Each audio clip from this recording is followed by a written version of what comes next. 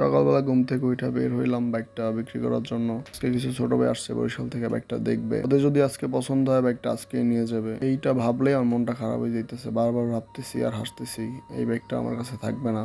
যদিও আমি আরেকটা বাইক কিনছি, আপনাদের মাঝে ওইটাও নিয়ে আসবো আস্তে আস্তে। তবে এইটা সেল দিয়ে দেবো, এই জন্য মনটা অনেক খারাপ লাগতেছে। তবুও কি করার, একটা বাইকের কতদিন চালাবো। আমরা চলে আসছি স্বরূপকাঠি নার্সারিতে। এইখানেই আমার মনে হয়েছে যে বেস্ট প্লেস, কারণ স্পেস আছে, সামনের রাস্তাটাও ভালো, ওরা চাইলে চালাইয়ে দেখতে পারবে। কিছুক্ষণ অপেক্ষা করার পর ওরা চলে আসছে সবাই। তারপর ওরা বাইকটা চেক করতেছে।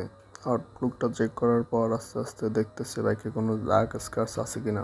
আমি বাইক প্রচন্ড যত্ন করি, এটা মিরাজ বলতেছিল। আর সব থেকে বড় কথা, সত্যি কথা, একটা বাইক কিনলে আমার মনে হয় সবারই যত্ন করে চালানো উচিত। এখন বাইকের আউটলুকটা দেখার পর ওদের কাছে বাইকের আউটলুক পছন্দ হয়েছে। এরপর আমার সাথে ইঞ্জিনের ব্যাপারে কথা বলতে, যে আমি কোনটা ইঞ্জিন অয়েল ইউজ করতাম। এরপর ওদের সাথে কথাবার্তা বইলা সবকিছু বুঝাই দিতেছি যে এই ইঞ্জিন অয়েলটা আমি ইউজ করতাম। আর বাইকে আরো এক্সেসরিজ লাগানো ছিল অনেক। ওদের সবারই বাইকটা পছন্দ হয়েছে। এরপর আমরা সবাই অপেক্ষা করতেছিলাম, একটা স্ট্যাম্প বানতে পাঠাইছি সরকারি বাজারে। তারপর চায়ের দোকানে সবাই একসাথে বসলাম।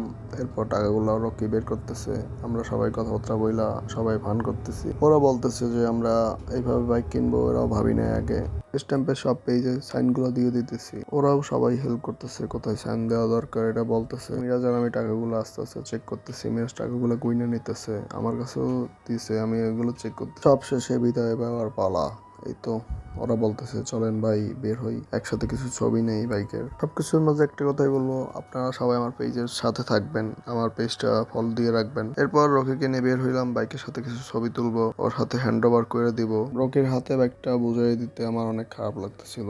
অনেকদিন বাইকটা আমার সাথে, বাইকের সাথে কিছু শর্ট ভিডিও নিয়ে রাখছি, এইগুলোই তো মেমোরি হিসেবে থাকবে, এই জন্য আপনাদের কাছে শেয়ার করলাম। যদিও এই বাইকটা সেল দিছিলাম 2023 সালে, এখন 2025 সাল, 2 বছর হয়ে গেছে অলমোস্ট। তখন আমি সবকিছু শর্ট ভিডিও করে রাখছিলাম, আজকে আপনাদের মাঝে শেয়ার করলাম। আমার বাইকটা এখন আর আমার না, চলে যাচ্ছে অন্য কোনো ঠিকানায়, নতুন কোনো গন্তব্যে।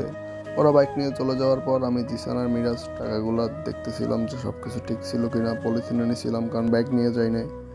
চলে আসলাম নেসারাবাদ হাসিনা দরবার শরীফের সামনে। এটা আপনারা সবাই কক্সবাজারের মেইন ড্রাইভ বলতে পারেন, সবাই ঘুরতে আসতে পারেন। Thank you.